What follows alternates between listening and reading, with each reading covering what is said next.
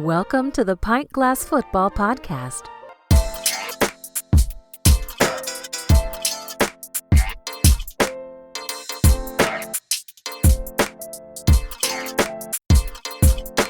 This is Pint Glass Football. We talk NFL and college football. I'm your host, Brad Fowler, and Mackenzie Brewing is the official beer of Pint Glass Football. Follow them at Mackenzie Brewing. Follow us at pintglassfootball.com. If you're new to the show, hit that subscribe button. What's up, PGF Nation? We are back with another great show today. Are the Dolphins contenders or pretenders?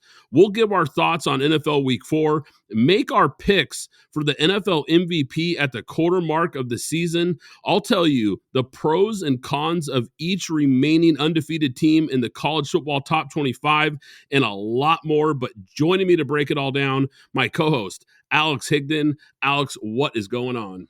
Hey, Brad. Did a lot of traveling this weekend, or actually the past 2 weeks, but still had a chance to lock in on a bunch of football. Let's get right to it.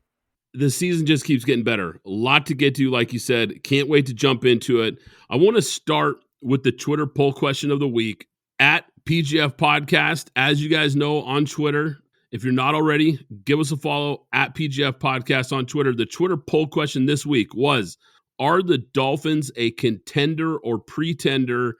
78% of you guys said contender. 22% said pretender. Before we jump into this, Alex, are you surprised at all by the votes here from PGF Nation? 78%, even after a blowout loss to the Bills, are saying Miami is still a legit contender. What are your thoughts on that?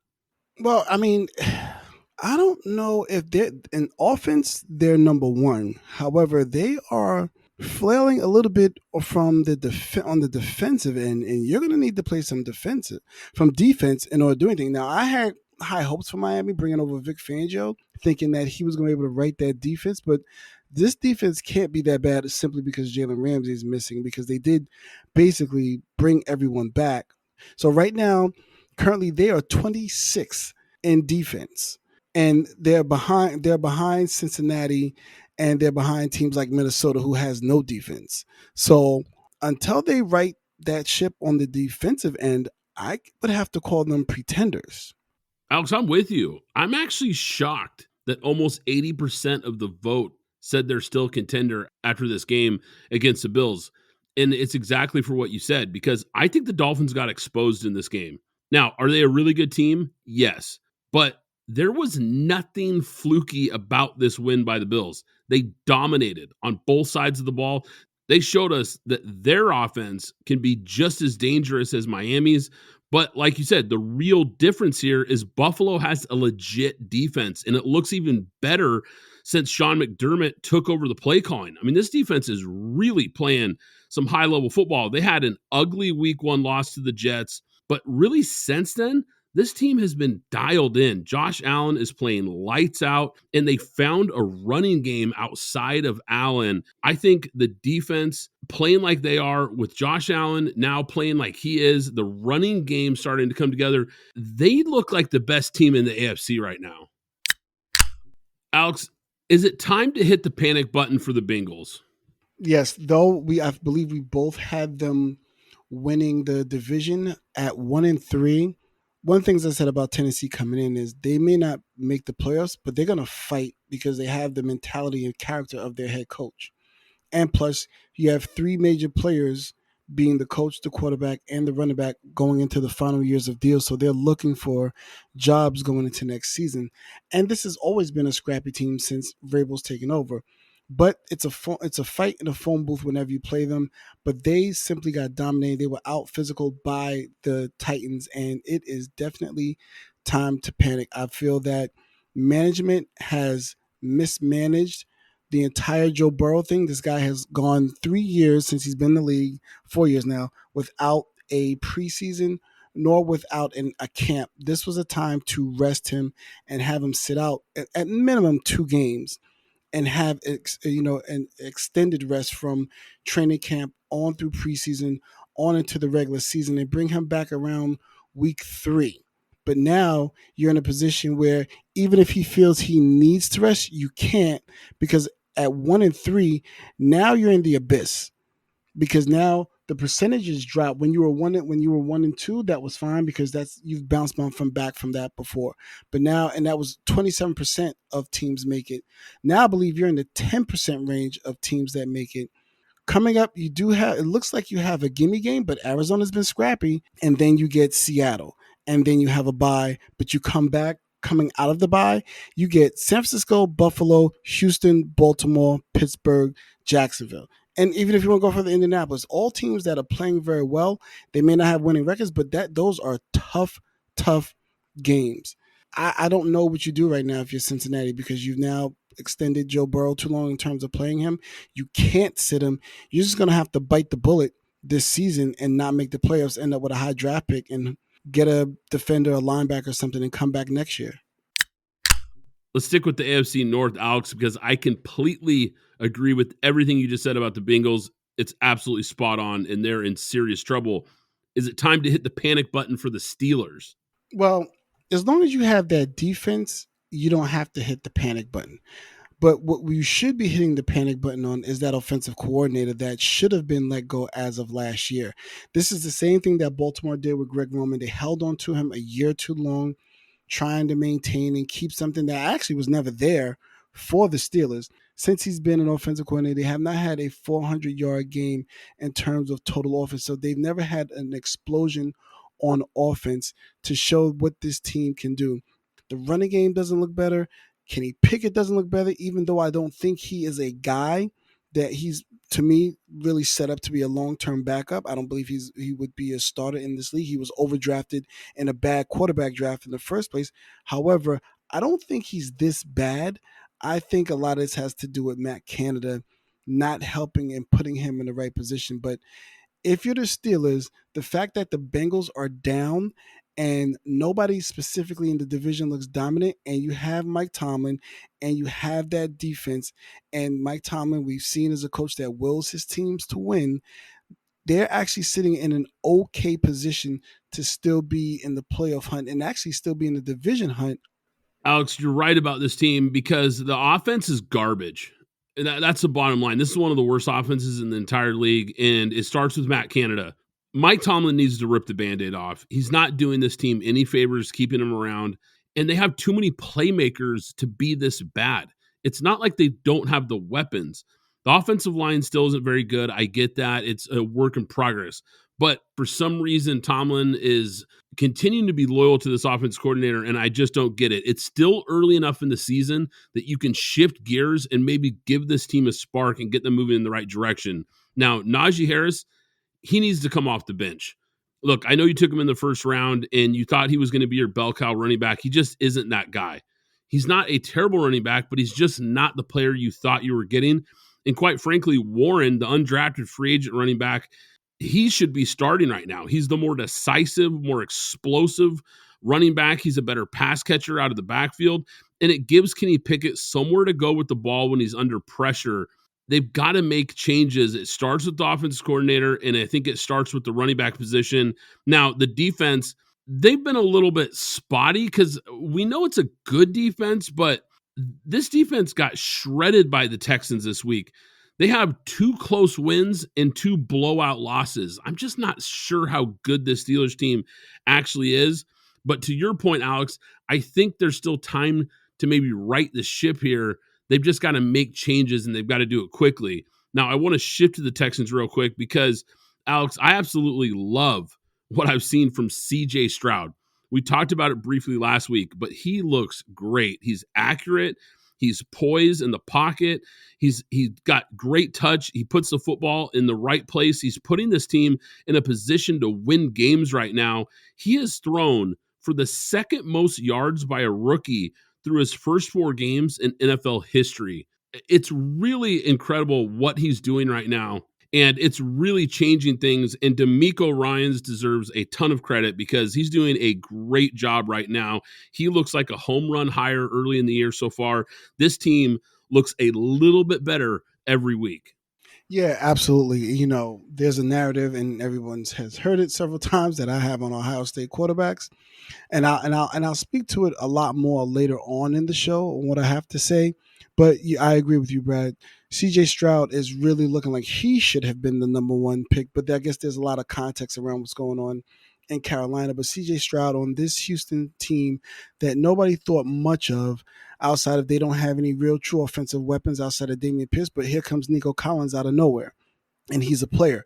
And I mean, he wasn't just a player. He was looking like a full-on athlete out there with the run after the catch, breaking tackles for touchdowns. So they seem to have found they have their running back in Damian Pierce. They have their quarterback Pierce so far through 4 games in C.J. Stroud. And it looks like they have a guy at receiver in Nico Collins. So now all they have to do is just continue to build around him. Is it time to hit the panic button for the Patriots? This is a tough one. So though I am a person that took the Patriots to win the AFC East. The reason I'm not going to say it's time to panic at 1-3 is simply because this is the first game that they have not been in, where they've just completely been obliterated. The Cowboys just straight manhandled them. Mac Jones is not a truck. He is a trailer. And for all of these games, they have been asking for him to carry the team, and that's simply not what he does. And the Patriots, ever since we've known them, they may not have a specific running back, but they have always had a running game. Through 4 games, 76 yards, 88 yards, 157. The one game they did win against a great New York Jets defense, and then 53 against the Cowboys. It's the same thing I've been saying for the past 2 pods.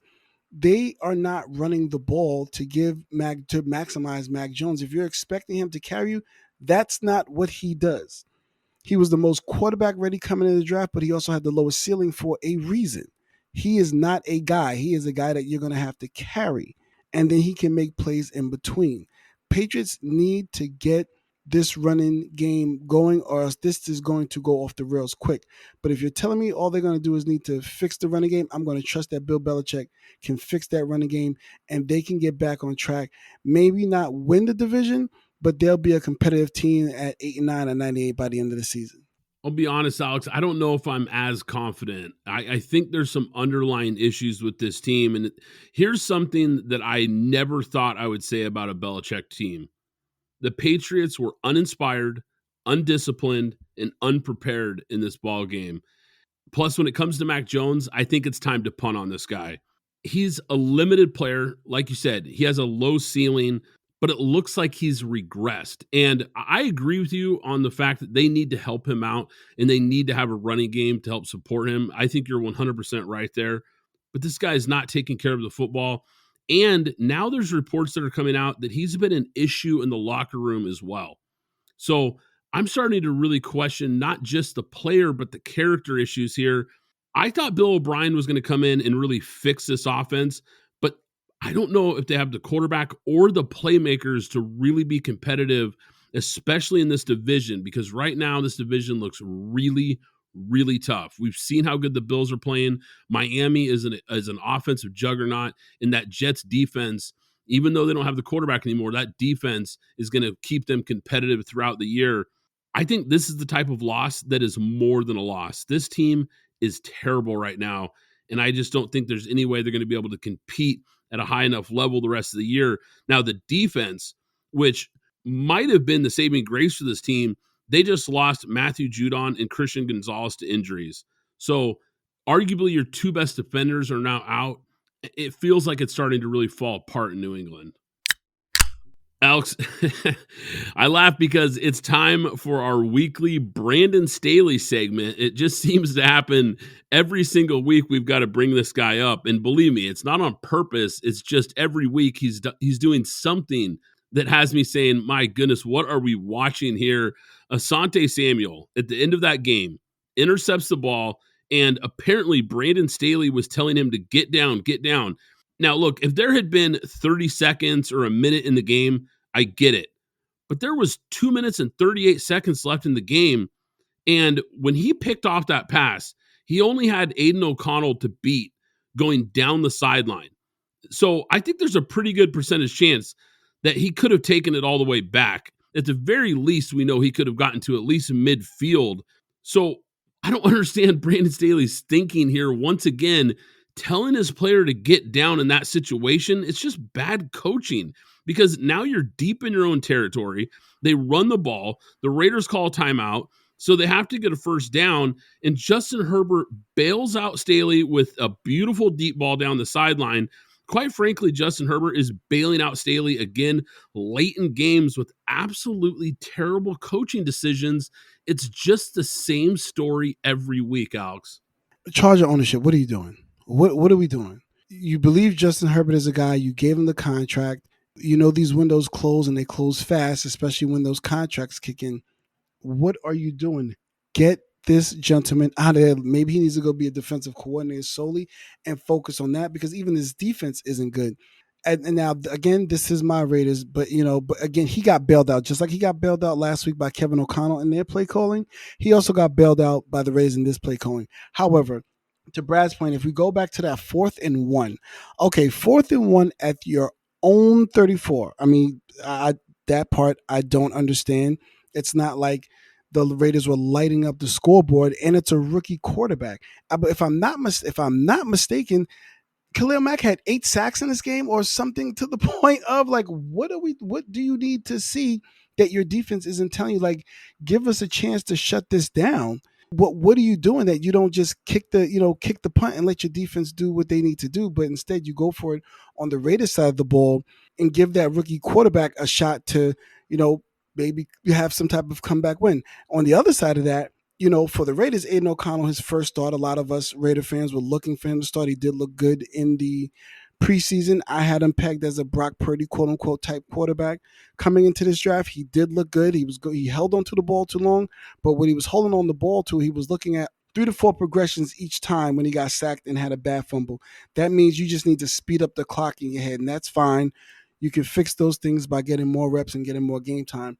However, Josh McDaniels, after Brandon Staley's idiotic call on the one on to go for it on 4th and 1 with Justin Herbert at that, if I'm not mistaken, Justin Herbert had a broken finger or a cut finger or something, but that was his choice to do. I have no clue why. But on the 4th and 10, the Raiders O'Connell makes a great pass to Devontae Adams at the 19 yards to get into the red zone. At the 3-yard line of the Chargers, they decide to run and cut off half the field by rolling him out to one side of the field to throw the ball, which was stupid, at the 3-yard line, when you simply could have just, hey, you know what, let's give it to Josh Jacobs and see if he can just bang this one in and give this kid a shot or give this kid a tie. But instead, you bail him out, he throws an interception, and there's nothing to be said about it. I mean, both coaches, both silly calls, one with Josh McDaniels and the type of call he called in the red zone, and then Brandon Staley continuously playing Madden out there, Tecmo Bowl out there at this point with this team. And this is a team that probably should be in a position to go to the playoffs with all the talent that they have. But because of coaching, regardless how we feel about anything else, but because of coaching, I don't think they're going to make it simply because, and if they do make it, it's because they backed into some type of playoff spot. He's trying to lose every single game. Yeah, I couldn't have put it better, Alex. You're absolutely right, because this team is absolutely a playoff level team, but here they are with an average record because he is pulling them down every week. And yeah, they've had a couple wins in the last couple of weeks, but we know it's not because of him. It's mostly because of his quarterback and the defense making a huge play late in games to bail him out. After what we saw last Thursday, we might have been a year early on the Packers winning the division. And I know we both really like this team, and I still like what I've seen from Green Bay, but the Lions are starting to look like a team that could actually make some noise in the NFC. The Lions upgraded this roster this offseason, and all the moves they made seem to be working right now. Now, the 49ers and the Eagles, I think, are clearly tier 1 in the NFC right now, but tier 2 is starting to look like Dallas and Detroit. Now, I want to get your thoughts here because I'm not ready to give up on the Packers by any means, but Detroit just looks like they're ready to win right now. Green Bay still might be a year away. I'm actually still steady in my thought process on Green Bay still winning the division. Their defense was piss poor. It was specifically the run defense was piss poor. They got run all over for over 211 yards at 5 yards a clip and 3 touchdowns. So they just basically got bullied by And we said at the beginning of the season that the Lions have a top 3 offensive line. So their offensive line simply bullied the Packers' defensive line. Jordan Love did struggle with the 2 interceptions and 2 turnovers. But again, a quarterback that is a game manager right now with no run. They ran for 27 yards at 2.3 yards a clip and 1 touchdown. And the 1 touchdown was scored by Jordan Love. Aaron Jones was 5 for 18. A.J. Dillon was 5 for 11. And if I'm not mistaken, they were missing 3 starters. I think Zach Tom, Eldgerton Jenkins, as well as Bakhtiari were out as well. So, and this was also Christian Watson's first game. So I think as they start to get healthy, hopefully, and they get some of that starting, and I don't know about Bakhtiari because he's been injured probably the last 3 seasons a lot. But if you're telling me you're going to get the other 2 guys back, Aaron Jones is going to get healthy, Christian Watson is going to come into form, I can see a late push by the Packers to be in the hunt, because I don't think anybody's going to win this division with more than 9 to 10 games, to be honest with you. So they're sitting at 2-2. The Detroit Lions are 3-1. They're only 1 game back of where Detroit is. One of the things I noticed about Jordan Love, there's a Luke Musgrave seam pass that's open every single game, and he cannot hit it. And this, I'm not even saying this is during the season. This goes back to preseason. He simply cannot hit Luke Musgrave up the seam. This play has been open at least twice every single game, and he continuously sails it over his head, or it's inaccurate in some way, shape, or form, because he's ended up, his form is not right. He's not standing flat-footed and delivering a strike. He's off his back foot. He's only hit it once. And the other 7 times he's missed it badly. He's got to get in and he's got to practice hitting Luke Musgrave up that seam, because that play is there. Now, on the flip side of that, one of the things I want to ask you about, Brad, if you're the Lions, you drafted Jahmyr Gibbs. Nobody expected you to draft him at 12. He wasn't one of the premier backs per se. You know, it wasn't that big of a difference between him and Zach Charbonnet for the most part. But Jahmyr Gibbs was talked about. You grabbed him at 12. This game was, I don't want to say a blowout, but you were comfortably ahead in this blowout. But when we got to the 4th quarter, I consistently saw them continuously run David Montgomery.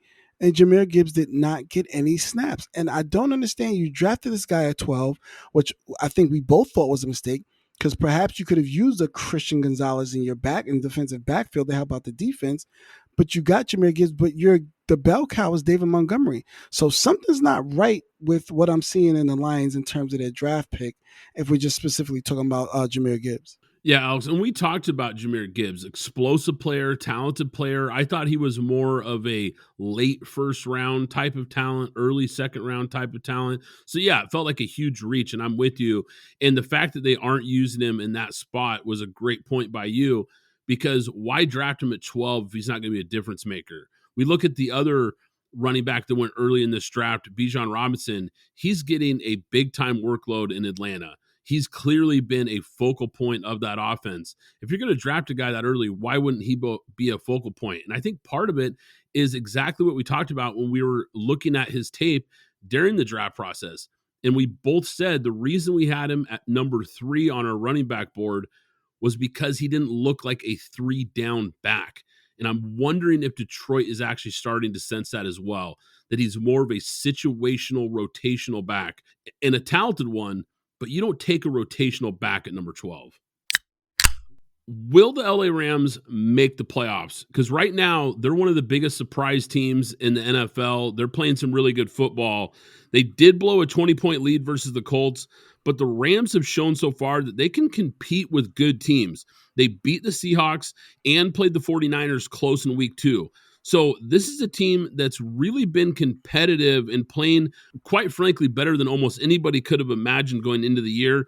Now with Matt Stafford healthy, Puka Nacua coming out of nowhere, playing at an incredible level, and with Cooper Kupp returning here soon, this offense looks good, and they've been tough on the defensive side of the ball as well. What are your thoughts on the Rams so far?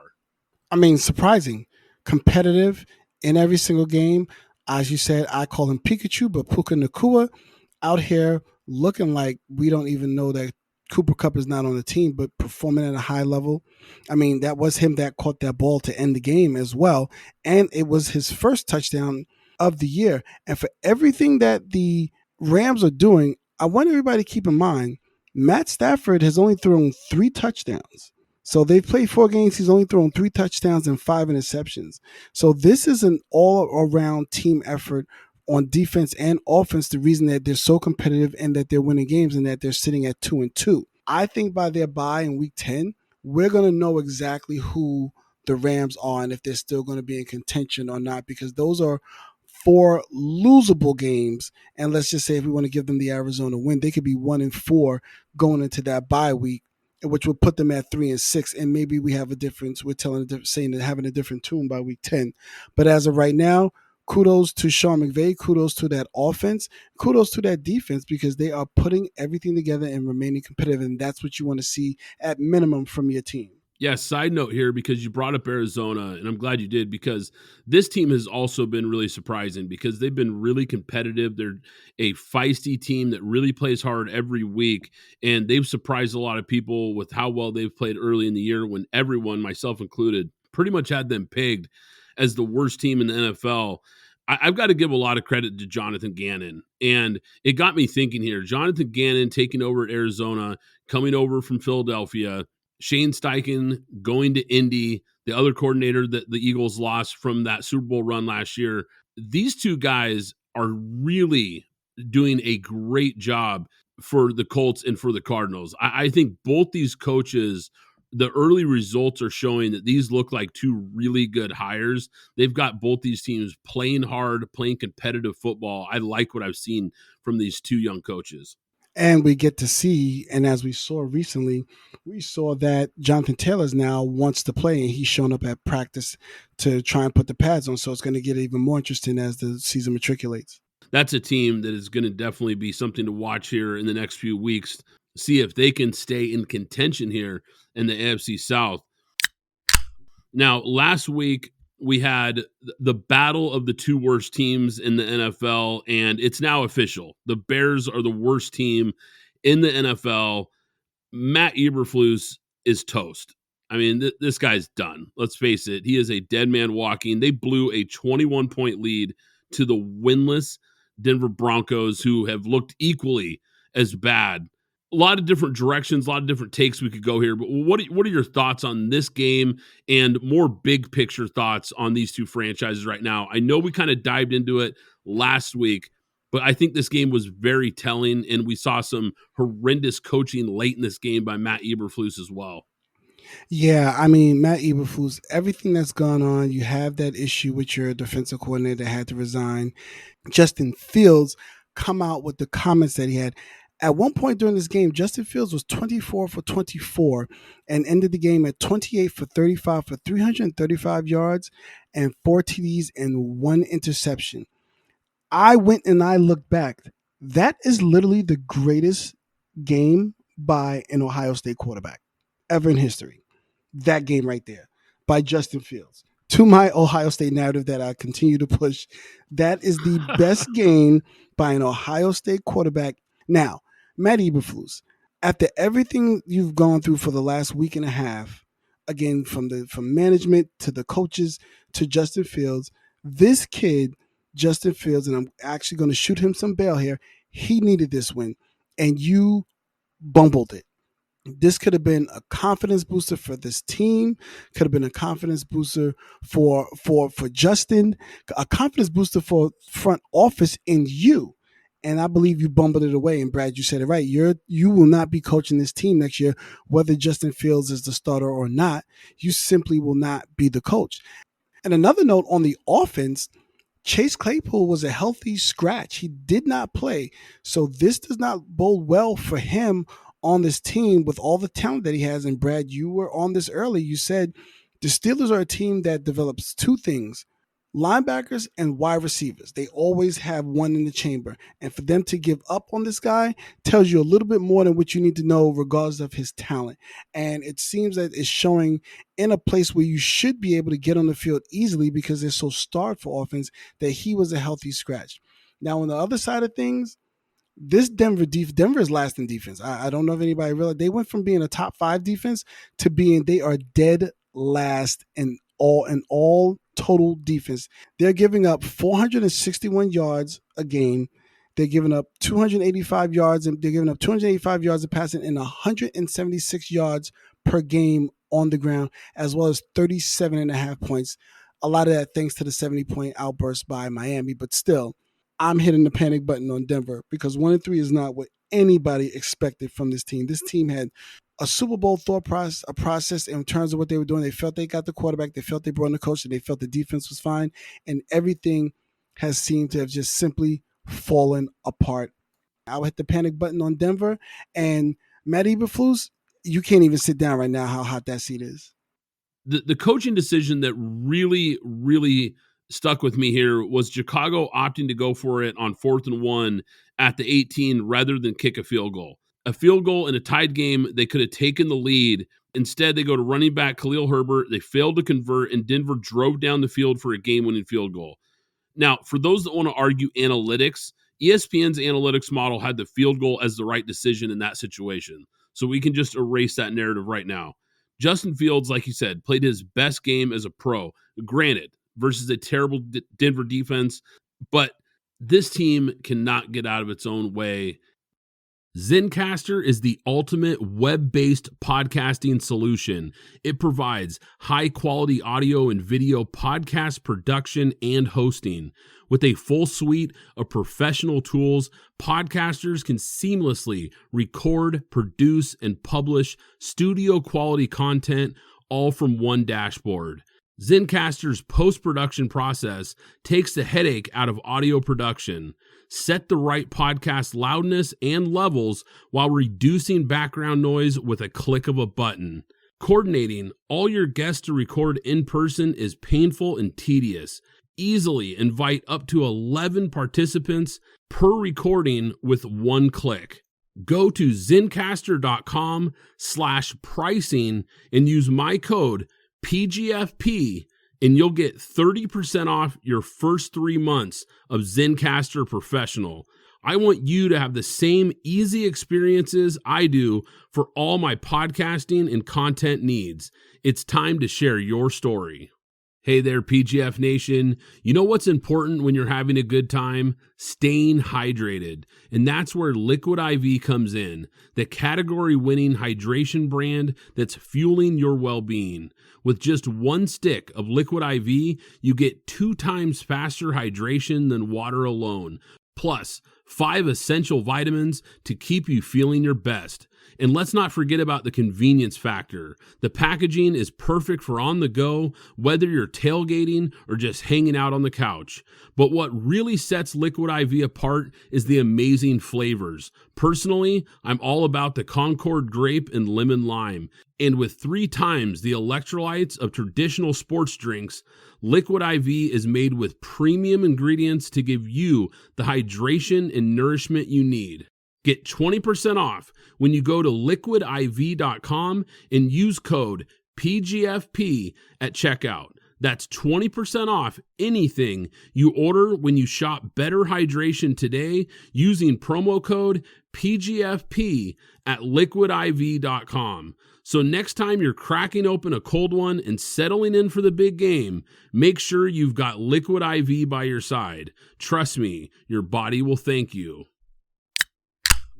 Now, I want to shift to the Washington Commanders here because they kept fighting back versus the Eagles in this NFC East battle. This was a really competitive game. They tied the game at 31 after Jahan Dotson caught a 10-yard touchdown with no time remaining in regulation.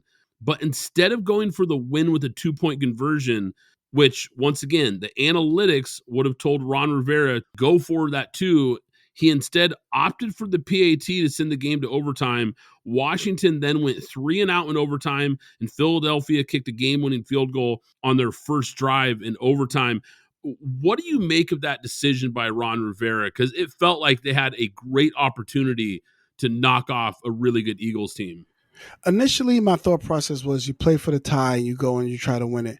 Upon review that, not realizing they were in Philly, in that situation, you go for 2. You have Eric Bieniemy, who's been drawing up some great plays, scheming some guys open. You say, give me your best play. Because I'm sure any other, and Andy Reid or Kyle Shanahan in that situation, I'm just using those 2 as our premier, Sean McVay as our premier offensive coordinators in this league, and say, hey, give me the best play you have and let's pull it out right here. We need 2. what's the play that you have, and let's run it and get the team up and have everybody confident and go out and get this win.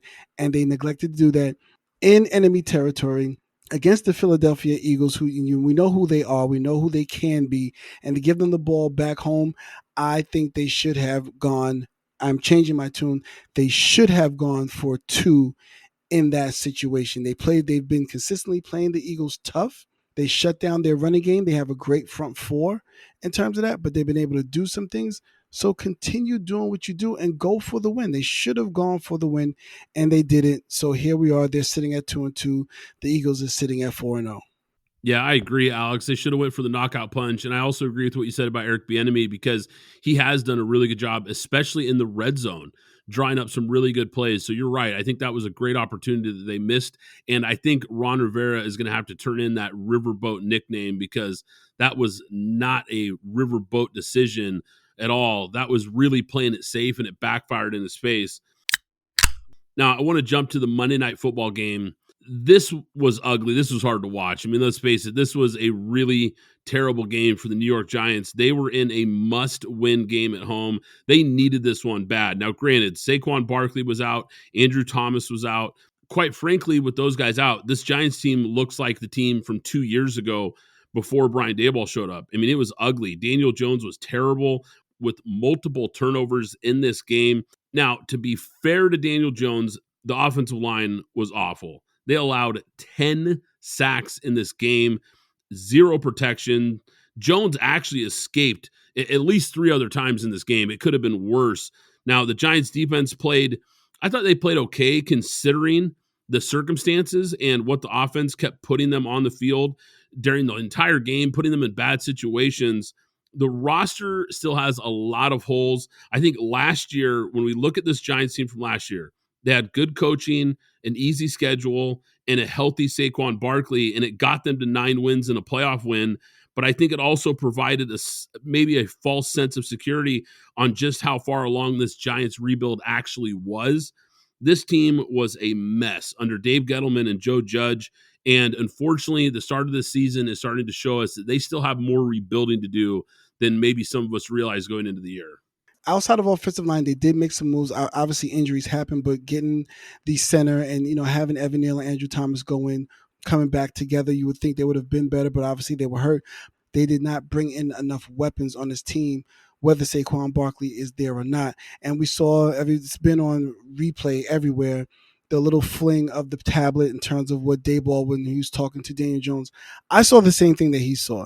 Darren Waller was wide open in the back of the end zone. Now, this was one of the times there wasn't a lot of pressure. He could have taken the time, stepped into the pocket, delivered a strike, and had a touchdown. Not saying that would have won the game, but there's a lot of things that he didn't see. On the defensive side, I know they may have played a little bit better, but on that Noah Fant that I thought was a touchdown, but he got down to the 1-yard line, that was poor tackling. You could have he was on the sideline, so whether you tackle him, you could have at least even pushed him out. That wasn't done. So I'm not sure that's there. Obviously, you spoke about the offensive line. Daniel Jones was sacked 10 times for a loss of 60 yards. I mean, I don't care if you're Peyton Manning, Tom Brady, Joe Montana. You're not surviving that. I'll take that back. Unless you're Joe Burrow, obviously, perhaps you can survive that. But 99% of other quarterbacks, you're not surviving. To your point, there was a lot going on there, so maybe he got a little bit of happy feet. But again, Daniel Jones is not a guy. He was never going to be a guy to me in terms of another quarterback, from my estimation, that was overdrafted. I'm not sure where you go here. If you're the Giants, you're going to have to make some decisions. Do you need to go? I can't even say, do you need to go with a more mobile quarterback in Tyrod Taylor, because Daniel Jones is mobile. He led the league he led the team in rushing. So I'm not sure what you do there. However, on the flip side, I liked what I saw from Geno. Methodically moving the ball, stayed in. He did get hurt, so he was only 13 for 20 with 110 yards in the TD, but he did get hurt. Drew Lock actually came in and looked decent. I believe that was his pass to Noah Fant that went for about 50-something yards. I think that was him. I expect to see more from Jackson, Smith, and Jigba. Kenneth Walker looked strong and looked good. I thought one of those, I didn't think he hit the ground. I thought that should have been a touchdown, but it wasn't. But hey, good win for Seattle. They're 3-1. Giants, they're going to have to figure out some things, but they're 1-3. They're going to have to make some decisions as well, because it's not looking good for them, because they're trending down while Seattle's starting to trend up. Yeah, actually, that play, I'm glad you brought up that play with Noah Fant, because I was watching the Manning cast. I really enjoy watching Peyton and Eli during these games because they will break down things on a really high level. Peyton did a really great job of breaking down what happened and talked about how the defense was playing cover 8. And I believe it was a safety. He pointed out that there was a safety that was supposed to be covering the flat, and he actually dropped and covered up the slot receiver. It left Noah Fant streaking open on the flat there. So it was completely blown coverage. And by the time he got ahead of steam, you're right, the tackling was poor, and he ends up making what should have been a 4 or 5 yard completion into a 50-yard touchdown. So bad assignment defense on that play. But as far as the big picture here, I think the Giants are in a situation where if it really comes off the rails here, and it looks like it might, because we're really starting to see just how different this team looks when the offensive line doesn't have their premier left tackle and when they don't have a running game with Saquon Barkley, because that's really the big difference from last year to this year. Last year, Saquon was healthy. The offensive line was healthy for the most part, and they were able to protect Daniel Jones and run the ball and have balance. And when those things were working, we saw Daniel Jones look like a serviceable starter in this league. Monday night, everything broke down around him. His clock got sped up, and he was making bad decisions because he just felt the pressure. Even when it wasn't there, he felt pressure because he'd be getting hit repeatedly all night. Still some bad decisions for sure in a bad game, but I can't put too much on him because his team really let him down in this one.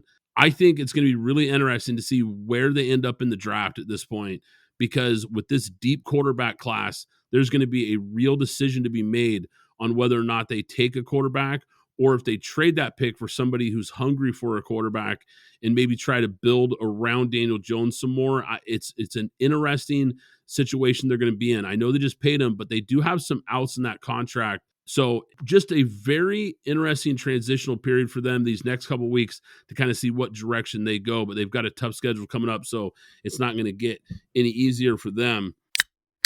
Shout out to the Jets. They tried it. They played tough. They turned Patrick Mahomes over twice. They had a chance to win. I mean, unfortunately, Zach Wilson turned the ball over on that fumble, and Patrick Mahomes just went down and did what Patrick Mahomes does in terms of getting them into scoring position. But that Jets team is fighting hard, so I definitely want to give a tip of the hat to them. Also, hey, you know what? When we talked about the NFC South, the NFC South, we were really down on the Buccaneers and specifically Baker Mayfield. And he's telling us that we're wrong and we need to shut up because, hey, the Buccaneers are 3-1 and leading that division, and Baker is looking pretty good out there. So tip of the hat to him. The last thing I want to say, Jaguars and Falcons. The Jaguars' main struggle is because they don't have anybody on the offensive line. That's been their main issue. They lost Jawan Taylor, even though Jawan Taylor's looking crazy in Kansas City right now. But Cam Robinson is also still out. I believe they get him back starting next week. But that offensive line is just strictly barren, which is, I believe, why they're doing a lot of struggling. But I really want to talk about Desmond Ridder. Arthur Smith, it's time to make a change. Desmond Ridder's not a guy. I don't understand how you have Drake London and Kyle Pitts, and I feel like this is deja vu because I feel like I said this last week again.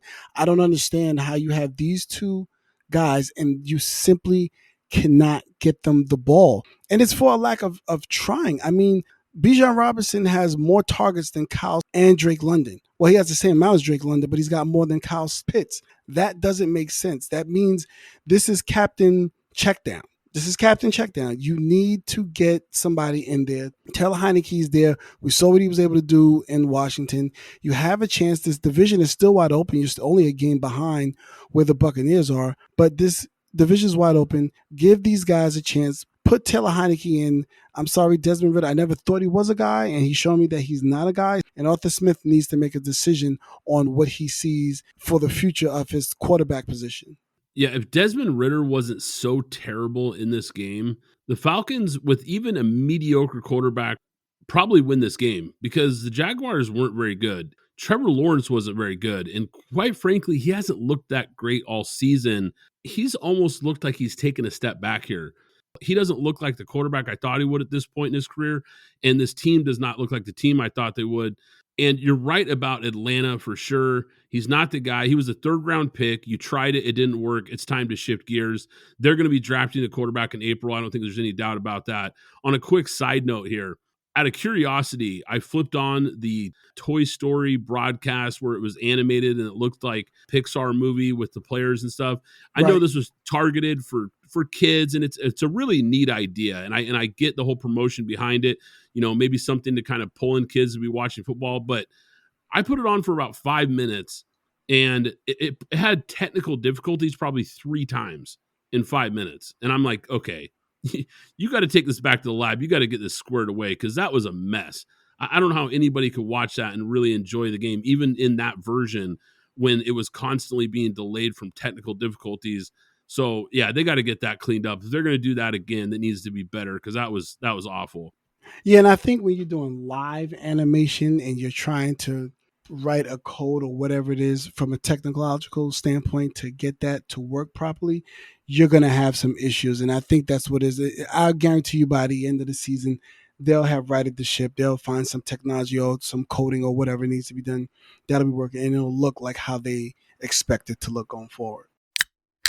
Alex, why don't we wrap up NFL Week 4 with the game ball? Why don't you give out your game ball, Alex? Who do you got for this week's game ball Week 4? Actually, I'll say this. It's not a who, it's a they. And the they is Ohio State. Finally, it looks like you perhaps may have something going in this league.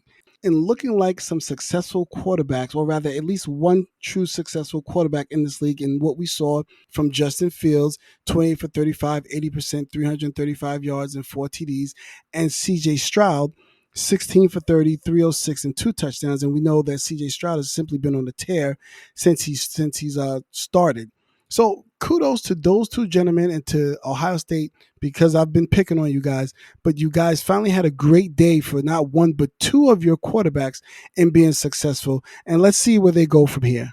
I like it, Alex. I've got a quarterback as well. And for me, this one was kind of obvious. It's Buffalo Bills quarterback Josh Allen, 21 for 25, 320 yards, 4 touchdowns, no interceptions, 4 carries for 17 yards and a rushing touchdown. There's no way around it. He was lights out in a big-time division game versus Miami. They had no answer for this guy at all. I mean, when he plays like this and he takes care of the football and he's not putting himself in harm's way, this is an unstoppable quarterback when he's playing at this level. They look like a team that could really make some noise all of a sudden in the AFC. Alex, we are just about at the quarter mark of the NFL season. I thought it'd be fun to make an MVP pick for the first quarter of the season so far. Who's your MVP so far this season?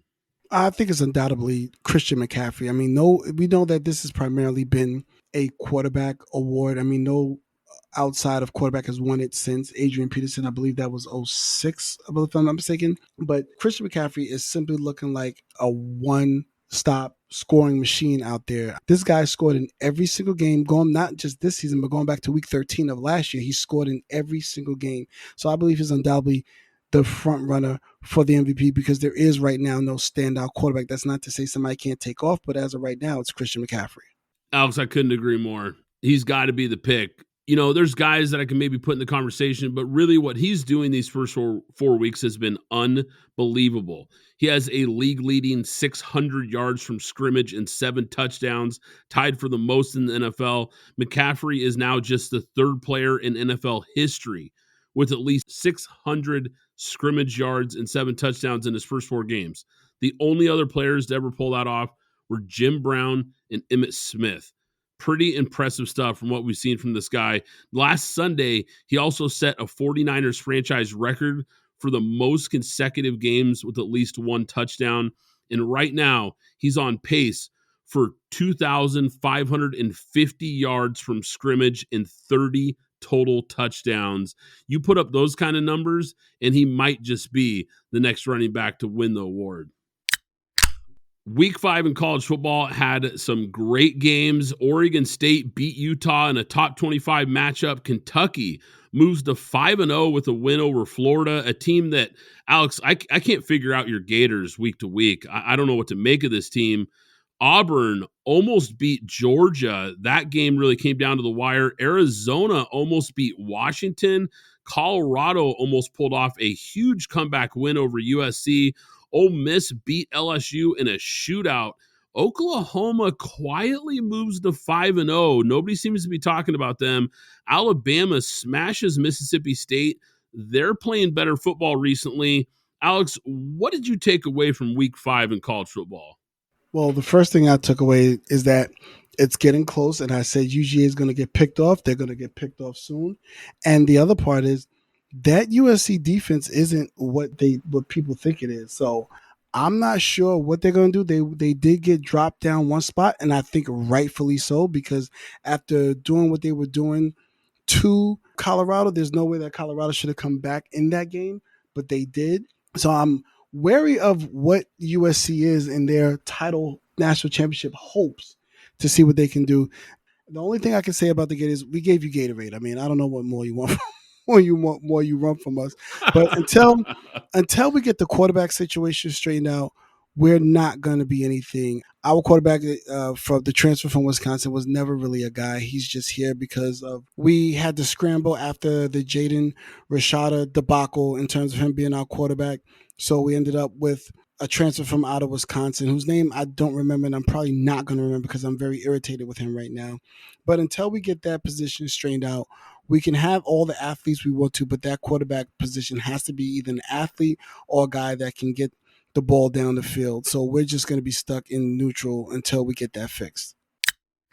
We had a bunch of almost upsets, and it didn't really shake up things too much because a lot of these teams were managed to escape with wins. But it got me thinking here. There's 9 teams that are undefeated that are left in the top 25 right now.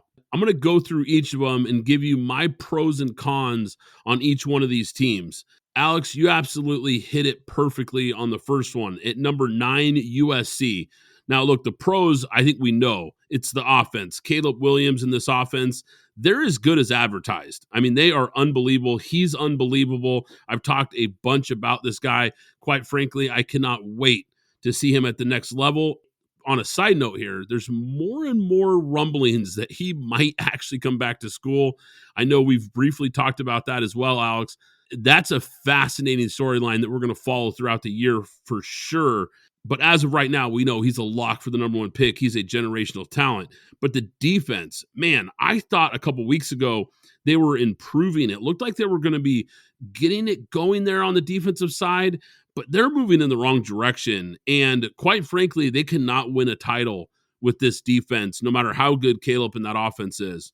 And number 8, Oregon. Now, Bo Nix and their offense, they can really move the ball, and they've got a balanced attack. The front 4 on defense can really get pressure after the quarterback. But the rush defense, that's the con for this team. It's still a real issue, and I think versus a strong running game, they could be in trouble.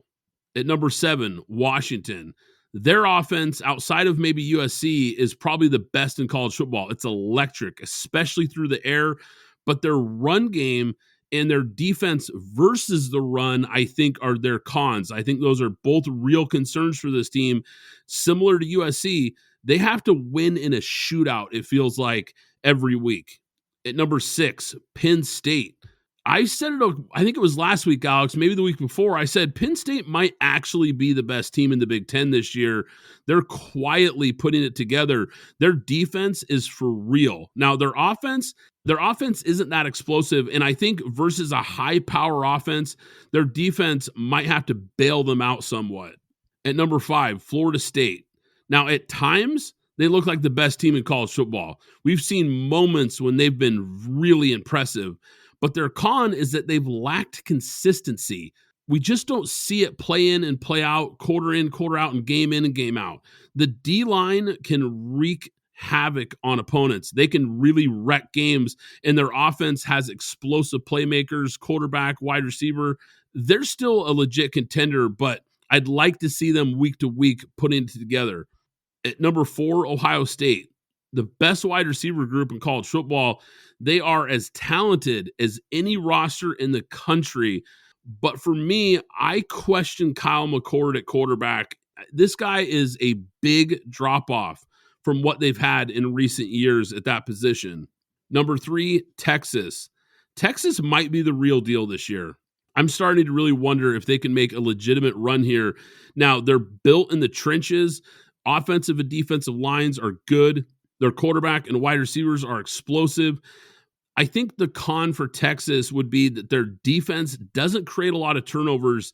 They don't make a lot of big splash plays on defense. That might be maybe the one chink in the armor for Texas. Number 2, Michigan. Very, very consistent team. They have to continue to get past teams like Ohio State and Penn State. That's really going to be the landmines on their schedule. But so far, they've been able to beat those teams the last couple of years. Their schedule has been pretty light. So we're going to have to see how they look versus better teams. We're going to find out soon enough. Number 1, Georgia. Now, this is a team that could win it all again because they have a favorable schedule and the coaching and championship pedigree. We know it's all there for Georgia. But the con for them is this team just doesn't look like the team we've seen the last 2 years. They let teams that really have no business hanging around stay in games with them way too often. And the offense isn't as good without Stetson Bennett and Todd Monken calling the plays. We have totally seen a drop-off there for the Georgia Bulldogs. I'm with you, Alex. I think this team is vulnerable, and I think they could get knocked off. My college football Week 5 helmet sticker is going to go to Georgia tight end Brock Bowers. Now, this guy had a monster game, 8 catches, 157 yards, and a touchdown in that win over Auburn. He made multiple big catches late in the game to help UGA avoid the upset versus Auburn because this game was close late, and he was really the difference maker down the stretch. He had 2 incredible one-handed grabs, one that got negated because of a penalty. But man, this guy is so talented. He is easily the best tight end in the country. He was the best player on the field on Saturday. He's going to be fun to watch the rest of the year, and he'll be an interesting player to dive into his tape come April. All right, Alex, last week you had Patriots +7 versus Dallas. You threw in a prop for Dak Prescott, 2 interceptions. Unfortunately, neither one of those hit. And quite frankly, I was surprised by that outcome. I thought that game was going to be a lot closer than it was. We talked about that game. Dallas really took it to the Patriots. I had the Titans +2.5. Let's see if we can get it going this week here, Alex. Who's going to be your betting lock of the week this week? So for my lock of the week, 5, we're going into week 5. So this is when teams get desperate. And there's a lot of 0-4 teams that are looking for wins, but there's a lot of 1-3 teams that are looking for a win as well. And one of those teams, actually 2 of those teams, will be playing in Denver on Sunday. And Denver is giving 2 points. The over-under is 43.5. I'm going to take the points and the Jets to beat the Broncos. I think that Jets defense is going to shut down the Broncos. I think they're going to force Russ into some situations that he doesn't want to be in, because when he's on script, he's fine. When he's off script, he's not fine. And the Jets are a team that you do not want to be off script on. You do not want to get behind and get behind early. I think they're hungry. They want to win. And I think with the give later 2 points, the Jets are going to win. I love that pick, Alex. I really do, because you're right. I think this defense is going to give the Broncos all kinds of problems. And I like what I saw from Zach Wilson last week. Now, we know who Zach Wilson is. He's not great, but he looked better last week. Now he's going up against this terrible Broncos defense. I think this is a great spot, Alex. I'm with you. For my lock of the week, I'm going with an under-the-radar pick here in college football. I'm going to take Louisiana Tech +6.5 versus Western Kentucky. Now, this game is tonight, Thursday, October 5th. So get your bets in for this one right away, guys. Western Kentucky is struggling to throw the ball right now, and Louisiana Tech has 2 corners that can really cover. This secondary is the strength of this team here. So this is a matchup that I'm watching here. Now, Western Kentucky's defense is absolutely terrible as well. Louisiana Tech should be able to run the ball versus this team, and I'm quite frankly surprised by this number. I think Louisiana Tech could not only cover, but maybe even win this game outright. So if you're feeling confident, put a little on the money line as well here. But I love the value with Louisiana Tech getting 6.5. that is going to do it for today's episode, guys. Hope you enjoyed it, PGF Nation. I'm Brad Fowler. He's Alex Higdon. This is Pint Glass Football, and we'll catch you next time. Thanks for listening to the Pint Glass Football Podcast. Be sure to subscribe and follow us on Twitter at PGF Podcast.